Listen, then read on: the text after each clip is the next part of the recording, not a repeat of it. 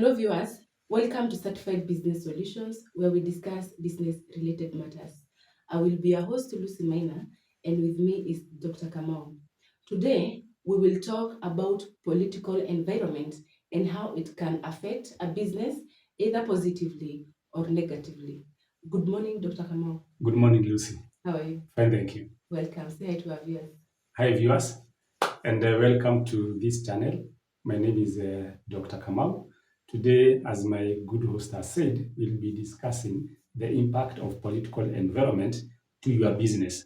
We want you to understand what are the benefits of a positive political environment, and what harm can a negative political environment can do to your business. How can you take advantage of the benefits, and how can you avoid the harm that a negative political environment can cause to your business? Please stay tuned. All right, thank you. So you can start by telling us or defining to us what is a political environment. Yes, political environment can be defined as those activities and policies that are implemented by the government, Yes. and how they affect Mhm. the business that we do. Okay. The impact can be positive or Yes. it can be negative. Okay. Maybe we can start with the positive political environment and how they can influence a business. Yes, political environment, when it is positive, Yes. for instance, is when a country like Kenya, Yes. and recently we had that discussion Mhm. where the opposition Yes. was saying that we don't need the mitumba industry Yes, to yes, continue thriving Yeah. at the expense of local textile industries. Yes. So what happens at that point, Yeah. the government comes with a policy to make exports more expensive, Okay. as a way of telling people, hey, we don't want Export or imports? Yes, exactly. Imports. The government comes, and thank you for that correction. The government comes with a policy Yes. of making imports more expensive. Yes. And that's a way of telling the citizens that, hey, we don't want you to continue importing, Yes. because we have our own companies that are producing the same goods and services. Okay. Can you buy from them? Okay. And that's when they come with a policy, Yes. buy Kenya and grow Kenya. Oh, grow Kenya. Yes. That's a positive economic, Yes. political environment that the government creates in order to protect its own industry. Okay. But just to go back there, like for the mitumba business, Yes. They are very affordable to almost every person. Yes. The common mwananchi. Yes. Now, the clothes that are being manufactured here in Kenya, Yes. they are a bit of expensive. Yes. Does the government also, or Yes. will it also help make the clothes that are manufactured here in Kenya affordable, just like mitumba? It's a good question. When the mitumba's clothes are being imported here, one, they are not new clothes. They are second-hand clothes. So that's why they are not able to compete. They are able actually to compete favorably when put against the Kenyan produced garments and clothes. Okay. Because the Kenyan produced garments and clothes, they are new. And something else, what is produced externally and internationally is being produced through something called mass production. Okay. And those guys, they are able to acquire something called the economies of scale. Okay. Because the mass production, they are selling their clothes to across the world. Here we could be competing with China. We could be competing with Europe. And those are already developed countries. They have acquired better means of producing their clothes. Their production cost is low. So when you compare with a young country like Kenya, then it will be very unfair to expect a Kenyan textile industry to charge a cheaper price. As low as the mitumba price. Yes, as low as the mitumba price. It is not possible. It is not possible. And that's why now the Kenyan government needs to come in and protect its own textile industry. If it doesn't do that, then the textile industry will continue to die. And when it does that, then Kenyan government itself, it loses taxes that it would have acquired from those textile industries. Okay. The employment rate, Yeah. unemployment rate goes Goes high. Goes high. All right. What about the negative political environment? Yes, the negative political environment Yes. is like what we experienced Yes. when Ukraine was invaded by Russia. Okay. That is early last year. Yes. Those negative repercussions, Yes. we are still feeling them today. No, that is not in Kenya, it is in Ukraine. Yes, because the political environment, Yeah. unless now we say we want to discuss the local the local environment, Yes. which again we should not do that because Kenya does not exist on isolation. Okay. It depends with the other countries that are in the globe. Yes. So there is the global political environment. Yes, and the local political environment. All right. And you have ever heard Yes. that when US sneezes, Yes, everybody catches a cough. Okay. Yes, that is an element of political environment. Yes. How the global political environment Mhm. affects the local political environment, Okay. and how subsequently Yes. it affects our businesses. Yes. So when Ukraine was invaded by Russia, Yes. and you understand that Russia is a major exporter of fuel. Yes. At that time, US imposed sanctions, economic sanctions Yes. against Russia, Okay. advising other countries that usually trade with Russia, Yes. stop purchasing Russian fuel. Okay. Because by doing so, Yes. you are supporting the war Yeah. of Russia against Ukraine. Yes. So that time, there was disruption of supply chain. Yes. The global supply chain. Yes. So all of a sudden, because of the scarcity of fuel, yes, the prices of fuel had to go up. So you want to tell me that is why Yes. sometimes last year Yes. there was a shortage of fuel in Kenya. Yes. I think when you went to petrol station, Yes. because you could find many cars in a queue. Yes. Waiting to fuel. Yes. And at one point, yes, the fuel would get finished. Yes. That's one actually. That's the major reason. Yes. But even today, yes, it's not that the fuel prices have gone down. They have not gone down, but at least they are available. Even that time, the fuel was available. Yeah. It's only that in Kenya that time, yes, we were experiencing something that is called price control. Okay. And when a government controls the price of any good or any commodity, yes, then if I have this pen, yes, and the government is insisting that I have to sell it at 20 shillings, yes, and me, I feel I had acquired it at 22 shillings, yes, I have a choice not to sell it. Oh, that is why they were talking about holding. Is it called the holding of fuel? Yes. The holding of fuel. Yes. Because the you have fuel to sell, of importers course, at a profit. At a profit. Yes. So, and that's when there was a debate about subsidies. Okay. So when the government decided now not to continue controlling the prices of fuel, yes, then the fuel price went up. Okay. Right now it is at an all-time high, 177. Yes. But the good thing, it is available. It is available. Yes. So usually yes, commodities don't vanish or disappear from the economy. Yes. They get more expensive. Yeah. But now if the government decides to control the prices of those commodities, yes, then somehow they artificially disappear. Okay. So for that time, yes, is when now the global supply chains were disrupted, okay, and the US put a trade embargo, yes, on Russia, that other countries should not continue to do business with Russia. Yeah. An embargo is like An embargo is a restriction that is imposed on a certain country, yes, that other countries should not trade with you. Trade with that particular country. Okay. Now, in terms of when the global supply were disrupted, Yeah. and now the fuel for Russia was no longer available in the market, Yeah. then the little supply that was there from the other OPEC countries, yes, Saudi Arabia and the rest, yeah, that could not satisfy the demand for fuel that was there in the world. Yes. And whenever there is reduced supply of any commodity, the price goes up.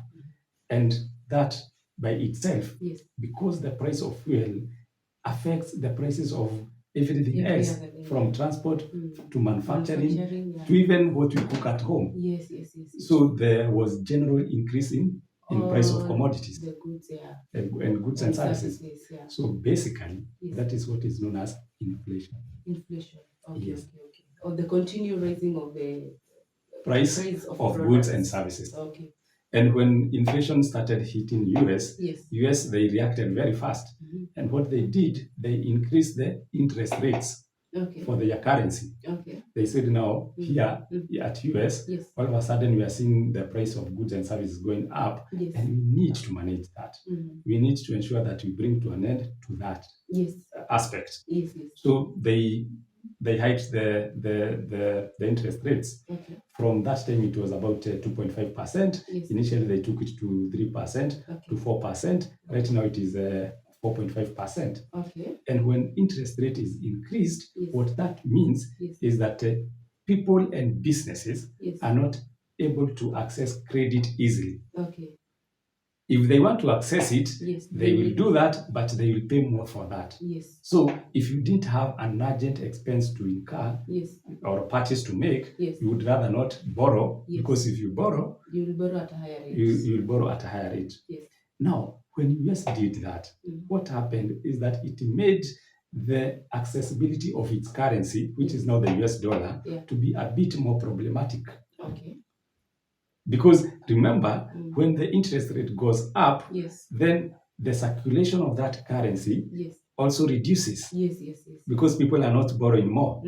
Americans are not borrowing more. So even the CBK for US is called the Fed, now decides not to release its currency. It starts to keep it within their reserves. Okay. So the dollar, all of a sudden the supply goes down.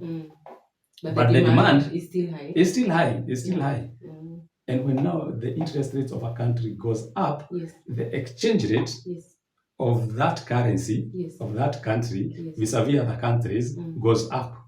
Okay, so that is why the dollar has continued to rise up. I think Against the Kenyan currency.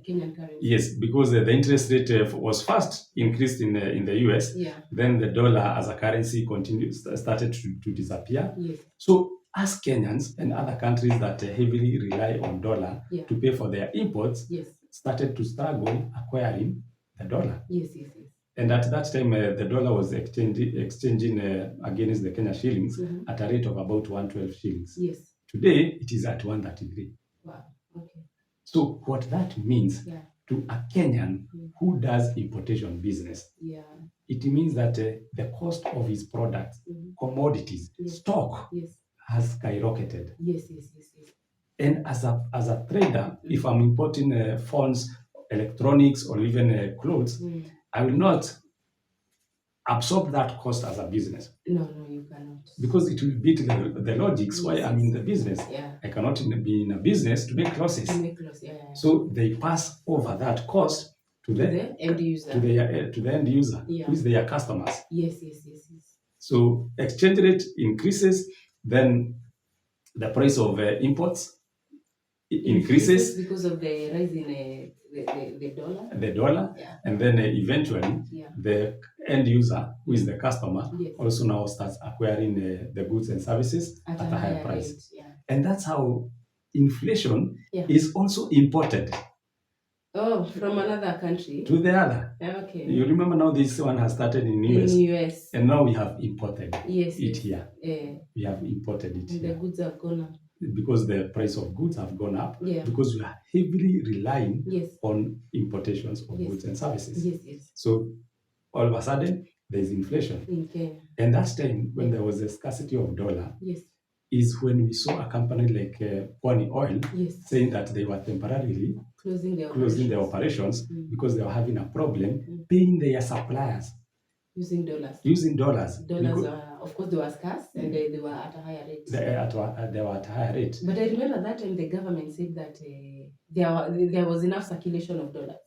Yes, even the government, even today, even when it is very clear that the exchange rate for against the dollar for the Kenyan shillings is at 133 shillings.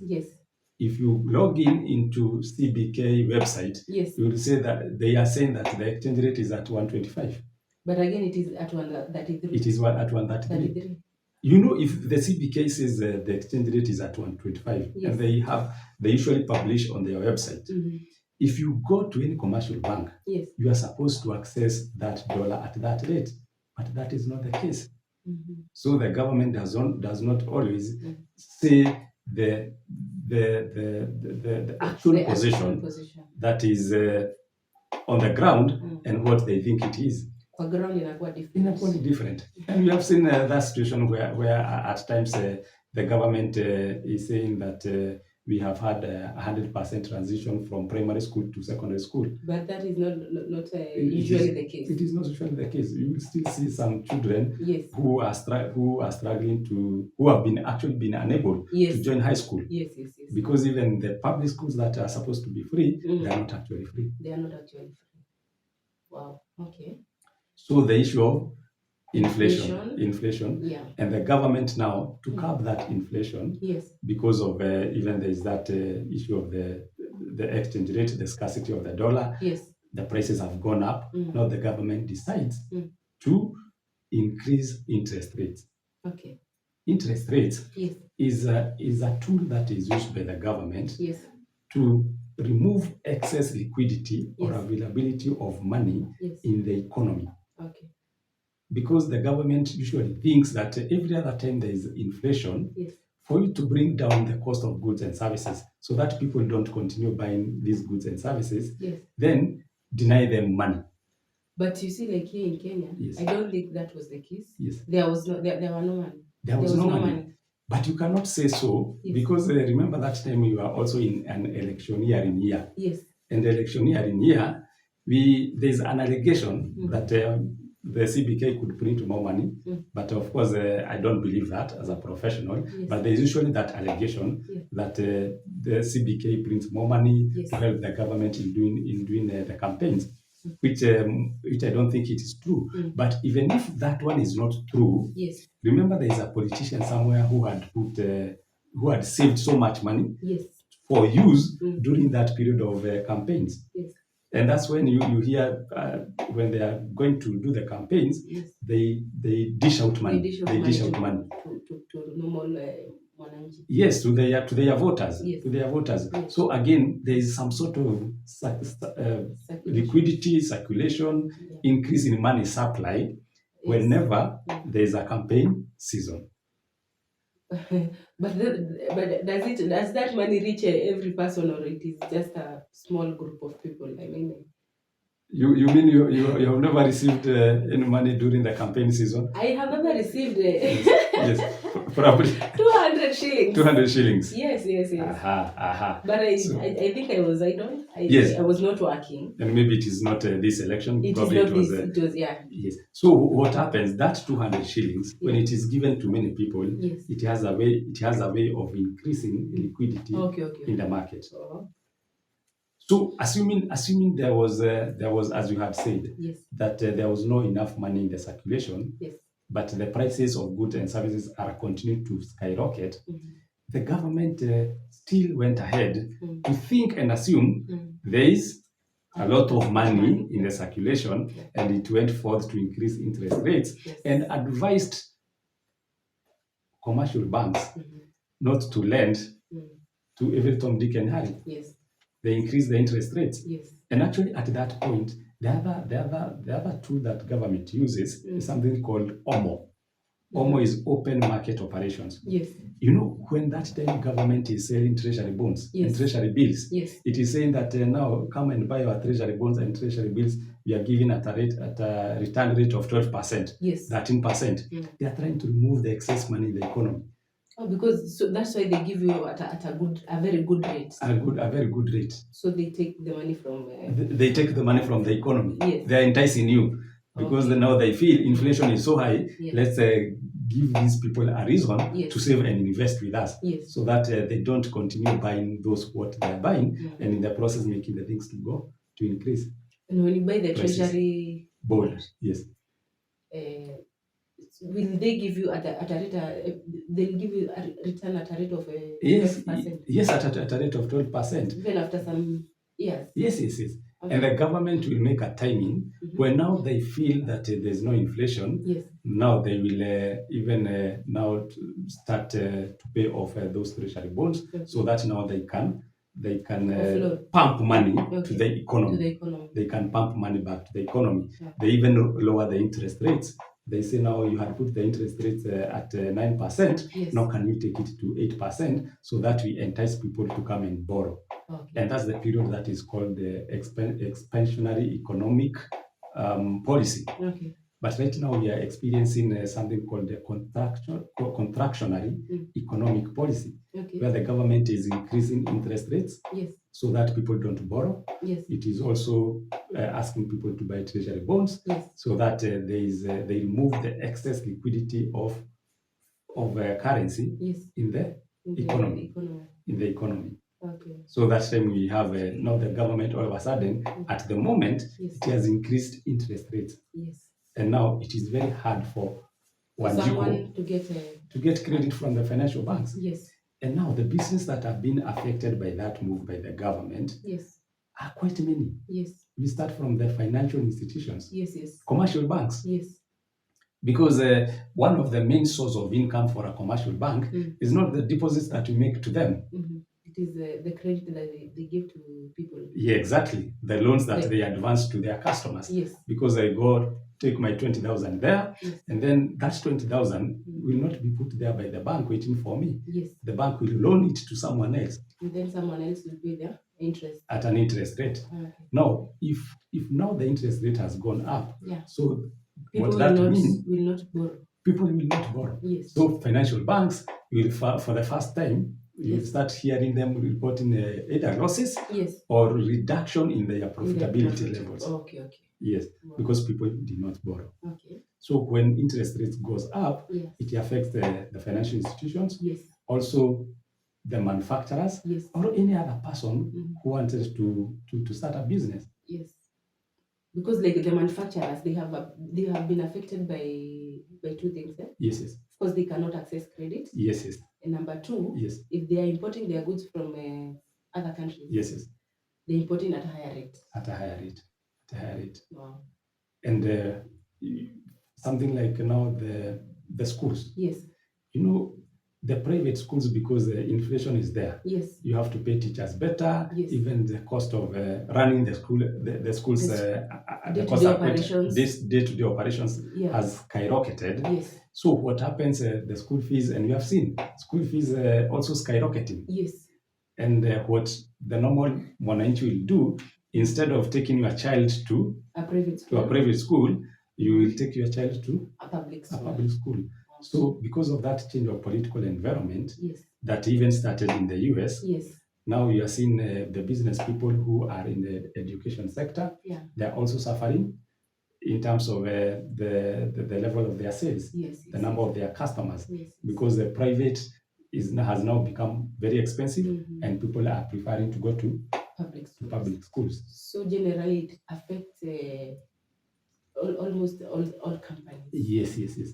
But now when the government comes with a different situation, but that's not what we are experiencing at the moment. Yes. When now the government will reduce the interest rates, then it will be even communicating to the general public. Yes. Now come borrow money. Yes, you see, it is now a sunny day. Yes. It is no longer a rainy day. Yes. Come, we do business, and now people will start borrowing. That's when we even see real estate expanding exponentially. And at a time like this, when we have inflation, interest rates are very high, even the real estate investors, they are suffering significantly.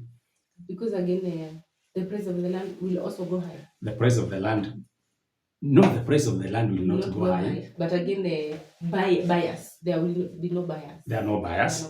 That is number one. So there's more sellers than buyers. Yes. More sellers than buyers. Yes. What happens when there are more sellers than buyers? The land will go down. The price of the land will goes down. Yeah. And something I can tell you, and you can test for yourself. Yeah. If you go into, if you take a ride. Yes. in the upmarket, the Kileleshwa, Kilimani, Lavington, Westlands, Yes. a few years ago, you would hardly find a to let sign for a vacant apartment or unit. Yes. But right now, if you go there, Yes. every other estate you see, You there's a see vacancy. Yes. A to let. Okay. And those vacant units Yes. can stay vacant for even a year. Wow. Those units that initially used to go for about 90,000 for a 3-bedroom apartment, Yes. and the demand was very high. Yes. Right now, you go looking for an apartment to rent in Kileleshwa, Kilimani, Yes. you'll be spoiled for choices. Because there are so many. There are so many, and again, the prices are a bit friendly. Not that high. Yes. But again, people do not have money to go and live there. Yes. So for a renter, yes, or a tenant, yes, that's a good idea. Yes. But for the investor, it is not a very good one. Yes. And the effects, these are effects of political situations. Wow. So it affects across the board. Yes. Okay. So that is now the issue of inflation. Yes. We went to the issue of interest rates. Yes. And now because interest rates have gone up, and now people are not able to borrow more, and the government has continued to reduce the amount of money in circulation. Yes. So what happens is that the purchasing power of the common mwananchi reduces. So the purchasing power, it means you don't have money. Yeah. And when you don't have enough money, even the companies that sell fast-moving goods and services, even supermarkets, they start experiencing reduced sales. Yes. And when they now start experiencing reduced sales, they signal to the producers of the goods that they sell, including farmers. They reduce the scale of the operations. Yes. And now when manufacturing companies, other producers, they reduce the scale of their productions, then it means there are some people who will lose employment. Yes. So again, sadly. Yeah. So again, the rate of unemployment increases. Wow. The rate of unemployment increases. Yes. And it even makes now the situation worse. Yes. The purchasing power continues to decrease. So it's a downward spiral. Okay. It's getting bad, worse.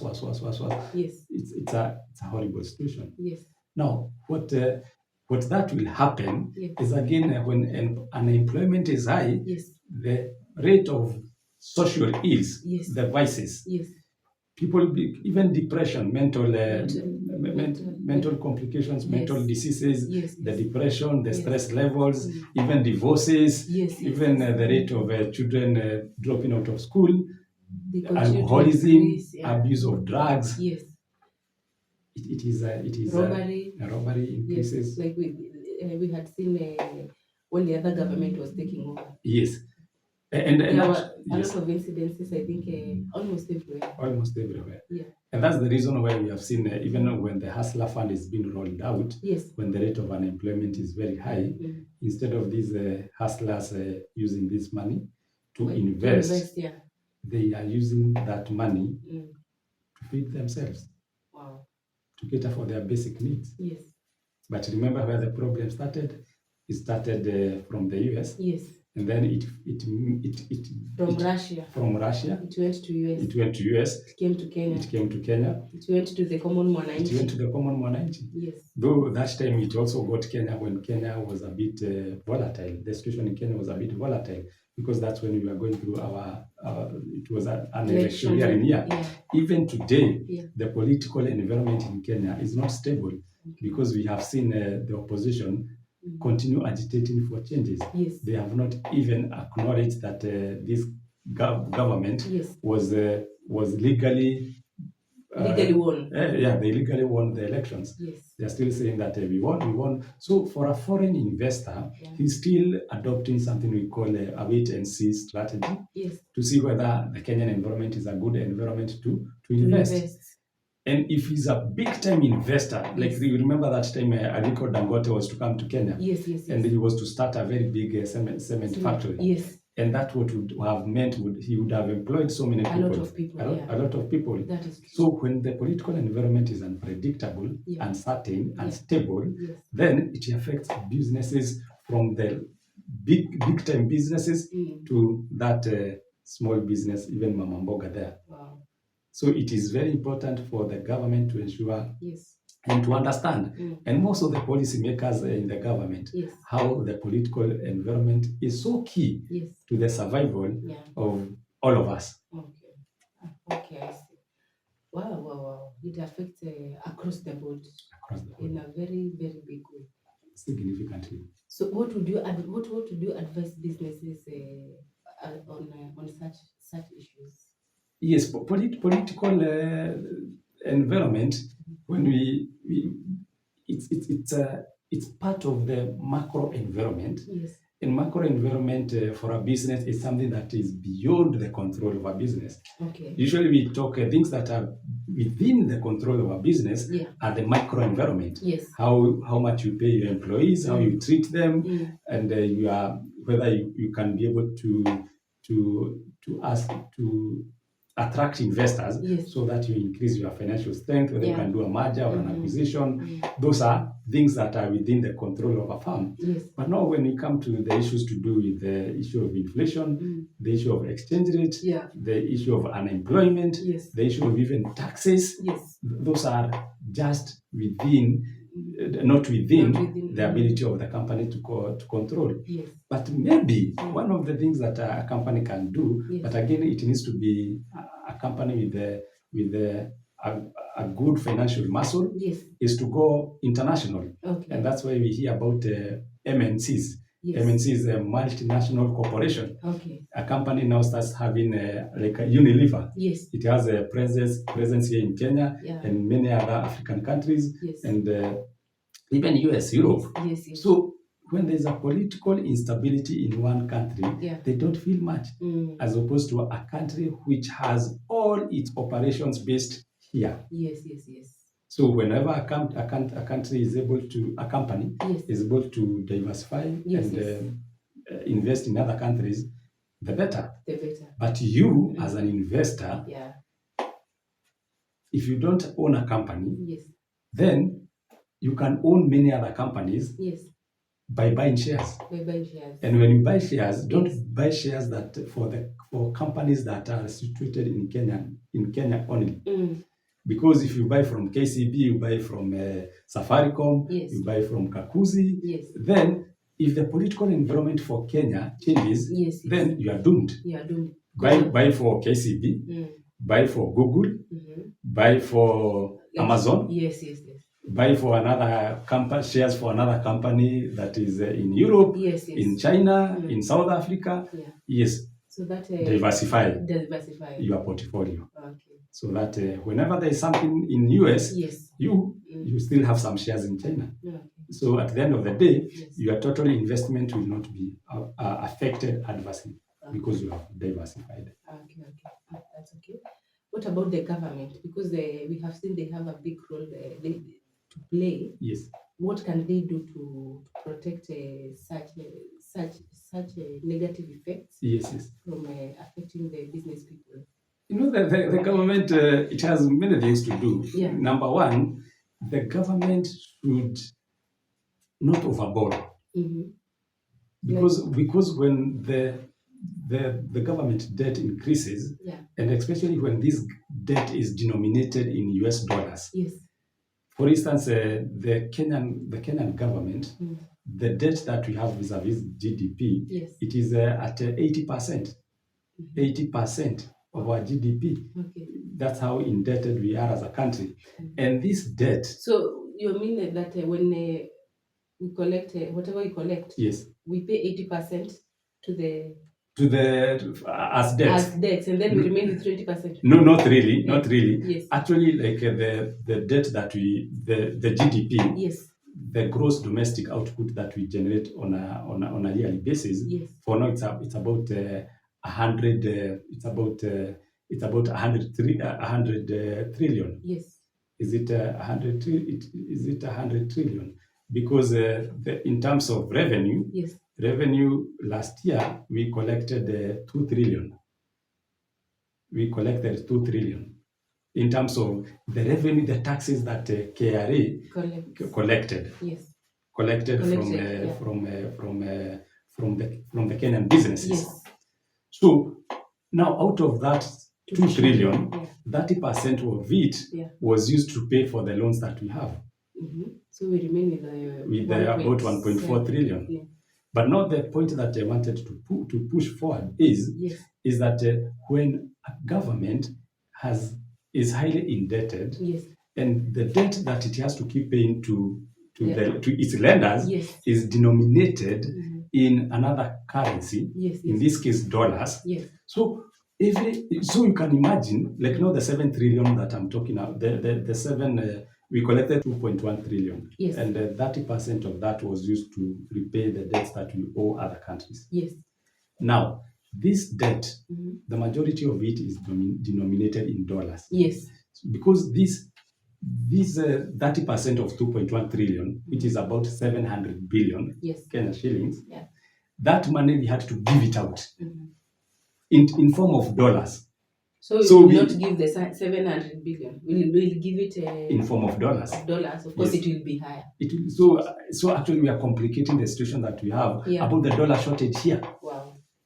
Because now the country has to pay that debt, and it has to pay in form of dollars.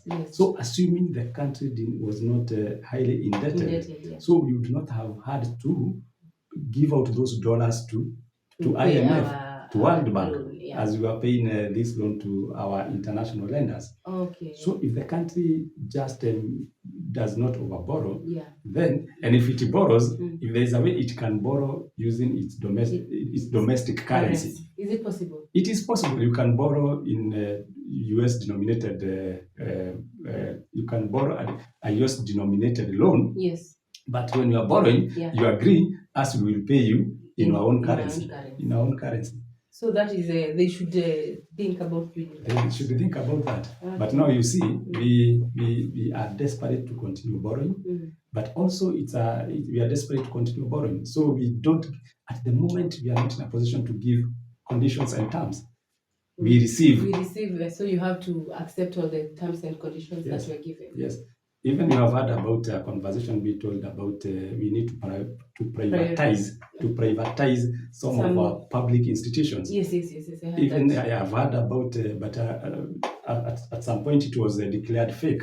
That we needed to privatize Alliance. So was in TV yesterday. I think he said it is not true. It is not true. But at some point, as we continue to borrow, there will be a requirement by IMF for us to privatize some of the institutions that are considered to be making losses, so that you can we can have better utilization of the revenue that we collect in terms of paying them the debt. Better paying capacity. A better paying capacity. Okay. Wow. Okay. So the government should consider such things. Exactly. Not overborrowing. Not overborrowing. Borrowing using their local currency. Yes. Okay. All right. I think it is now clear. Wonderful. Yes.